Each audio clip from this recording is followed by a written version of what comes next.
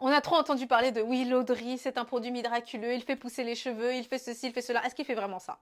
Aujourd'hui, je vais répondre à cette question parce qu'on m'a posé beaucoup de questions sur l'eau de riz. Aujourd'hui, je vais y répondre. Alors, il faut savoir que dans l'eau de riz, tu as de la vitamine B, tu as de la vitamine E et tu as énormément de protéines et d'acides aminés. Donc ça, c'est un truc que tu dois beaucoup prendre en compte lorsque tu vas l'utiliser.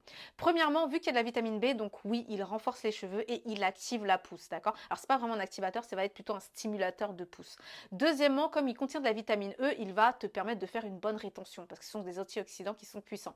Maintenant, comme il y a des protéines et des acides aminés, c'est un truc à prendre avec des pincettes. Parce que si tu as les cheveux étanches, le problème c'est que si tu utilises trop de protéines, tu vas rendre tes cheveux rêches et cassants. Si tu l'utilises pas correctement et que tu ne fasses pas une bonne composition, tu peux aussi rendre tes cheveux rêches et cassants. Ça va être un produit qui va être plus utilisé pour les personnes qui ont les cheveux poreux, d'accord, qui ont besoin d'un apport protéiné. C'est un ingrédient qui va plutôt convenir aux personnes qui ont les cheveux poreux.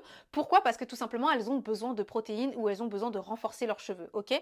Deuxièmement, c'est pas un produit que tu vas utiliser seul. Il faut sceller ton hydratation une fois que tu l'as utilisé, donc il faut utiliser une huile ou un beurre. Et il faut également utiliser des humectants pour rendre la solution assez souple, d'accord? Vu qu'elle contient énormément de protéines, le truc c'est que le gros risque, c'est que ça rende tes cheveux très rêches et très cartonneux. Donc il faut vraiment faire attention à comment tu l'utilises et bien sûr toujours utiliser des humectants et des huiles et des beurres pour pouvoir sceller. Voilà ma diva. Si toi si tu as les cheveux doux, souples et bien hydratés, je t'invite à cliquer sur le lien dans ma bio et je te fais plein de gros bisous et comme d'habitude, touche pas à mes cheveux.